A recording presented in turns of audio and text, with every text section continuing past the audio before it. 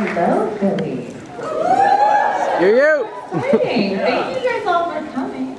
There is a lot of Black Canary cosplayers in our audience, and so if you're wearing a Black Canary costume, please stand up or wave your hands or something like that. Oh my gosh, you guys are so awesome. I love that. Yes, and you got the dark lip going. That's amazing.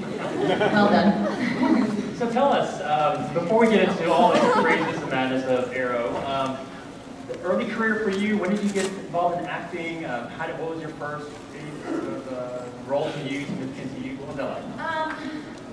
First thing I was in theater when I was a kid. Probably starting in first or second grade. And then the first thing I did, and somebody came up to me and through the room, I'm really sorry I forgot your name, was a fan of Seventh Heaven. And the first thing I did was Seventh Heaven. So I did a couple episodes of that. And I sort of just was lucky enough to be in the Great.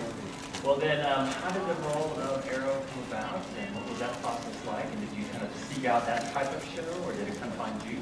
I definitely wanted to do something that was action-packed and, you know, playing a strong character and being able to kick some ass. I had met with the CW and they were... accomplished that. Thank you. So I met with them and they gave me the script, and I actually remember I read the script and I refused. It was during pilot season and I had basically told my managers and agents that I wouldn't read anything else. And they were pretty pissed off because they were like, well, there's so many projects that you can do, but I was like, no, I want to do this. And I really believed in it, and I met with producers and Greg Berlanti, and you know, they told me where Laurel's character in the comic books, you know, what happens to her. She is the Black Canary, and they didn't necessarily say when that was going to happen, but you know, I basically just trusted them and had high hopes and went with it. And the script was amazing, and then Steven was cast, and it all came together. So you know, your first season, you mainly spent fighting crime as a lawyer and behind the desk, and were you at a point where you were kind of itching to start throwing punches and get behind the leather and all that, or were you kind of... Yes! I was like, I remember season 1, I wasn't in training, but I basically put myself in training, because I was like, well, maybe if I look like a superhero, and it's happen sooner. I don't know. Dress for the part. Yeah, exactly. So, yeah, I mean, I couldn't wait to start, you know, couldn't wait to put on that leather outfit. It's pretty badass. What was training and preparation like for that, at least for the physical side of the role? It was pretty intense. I mean, last hiatus, basically I started last year, I started kickboxing and then fight training, and I want the character to be as legitimate as possible, and I was like, I don't want to just be there for one shot where it's just my face. I want to be able to kick some ass, seriously.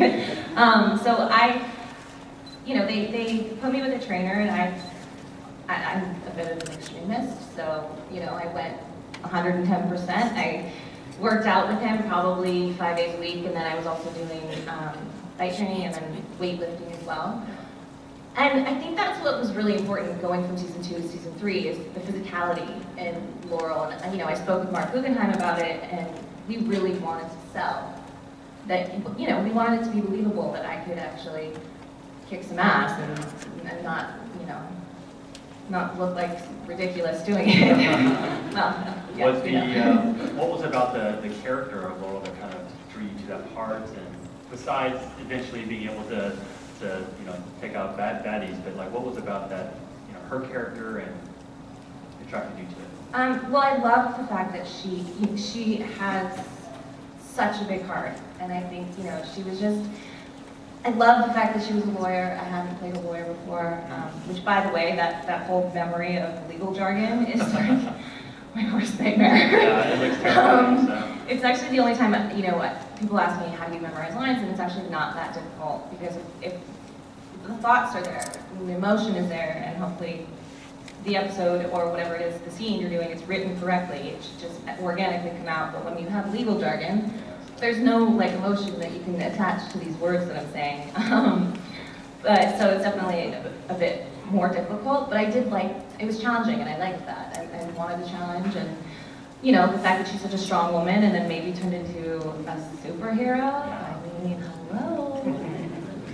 That brings me to, well, we're going to get to some fan questions in a moment, but TMNT. For all the training you do, can you just rehash real quick? Hey, do you do just mainly kickboxing? Do you do a bunch of different styles? And also, what's your favorite weapon of choice you've gotten to use so The far? tonfa. My character started using the tonfa, which looks like the nightstick. yes. And I actually just started martial arts. So I'm excited. I'm really actually, the second I get back to LA, like the intensive every single day training begins. But I'm also shooting a film, so it'll be pretty interesting. I don't know when I'm gonna sleep. But mainly it was kickboxing so far, and I just played around with that. I know somebody has a tonfa here, or a nightstick. Hey, tonfa is in the house. Anybody? Okay. No? You can just spill it. You think you're Oh, there it is. Nightstick. Yeah. You ever whack your funny bone with that, just spinning it around? Yeah. It's really painful. Can I actually see that for a second? I want to see if You gonna demonstrate something for us? I Wahoo! I'm gonna get away for this. This is legit. We use a foam one on the show. You don't want me to actually hurt anyone. Which, by the way, if you end up,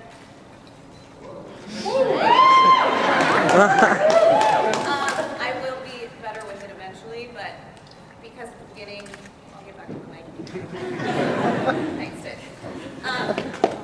My character's not necessarily, oh sorry. It wasn't too aggressive. Next year, I promise, I will be so good. I like your mask. I like your whole costume. Thank you. Killing it, girl. Thank you. I have two questions. What was the funniest thing that happened to you on set? And did Stephen Amell ever do any pranks on you?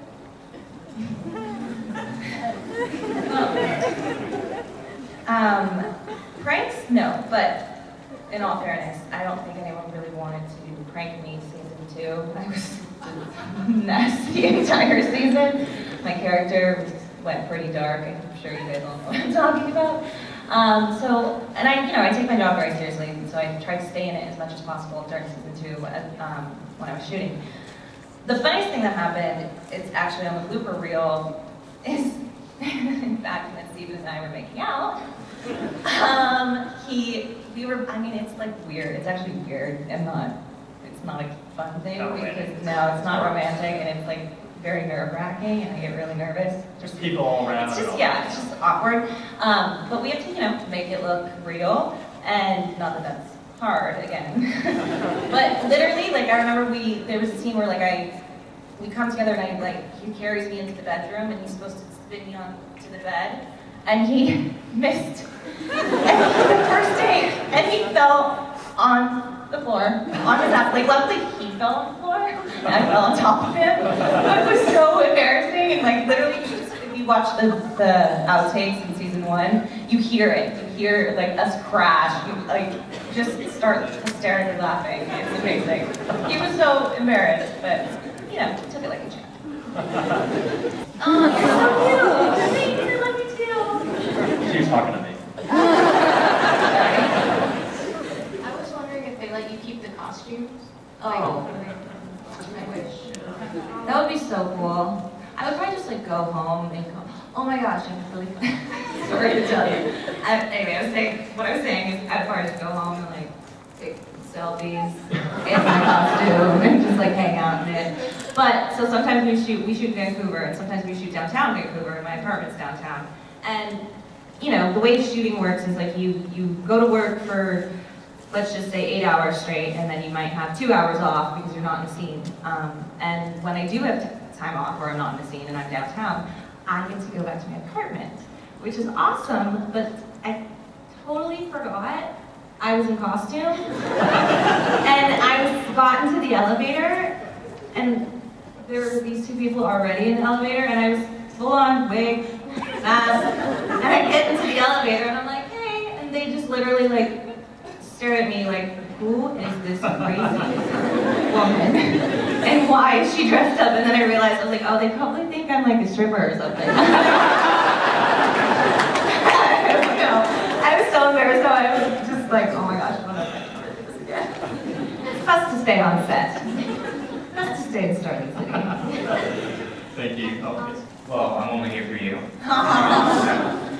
Two questions. So first, personally, where is it that you want to take Laurel? I mean, you've pretty much been through heartbreak in any kind of possible relationship that the girl could have, your father, your sister, your multiple boyfriends. And you don't even have your best friend from like season 1, whose name is escaping me. So, Joanna, I think. But Joanna. Is that her name in real life? No. It's like, what do you want to explore with Laurel? Your license pretty jacked up. Wait, what? Your license jacked up at this point. So. I know, to be honest with you, like, I like where the character's going, and the thing that I like about also, which I spoke with Mark about, is when I put the suit on, you know, with the nightstick, like, you can tell I'm kinda, I know what I'm doing, sort of, but it's still, it was sloppy just because I have a suit on, doesn't mean I'm a perfectionist. So, I think it'll be really cool this year, like, I had told you that I'm in martial arts now, and just honing in on that and mastering that and coming back season 4. I'm hoping, I assume their plan is for me to be a master and like, you know, an actual, like, I know what I'm doing, badass Black Canary. Instead of, you know, at the beginning, she puts on the suit, she goes out there and she fights because she has all this heart and rage and you know, it all comes from within. And so now she actually gets to become a professional superhero, I guess.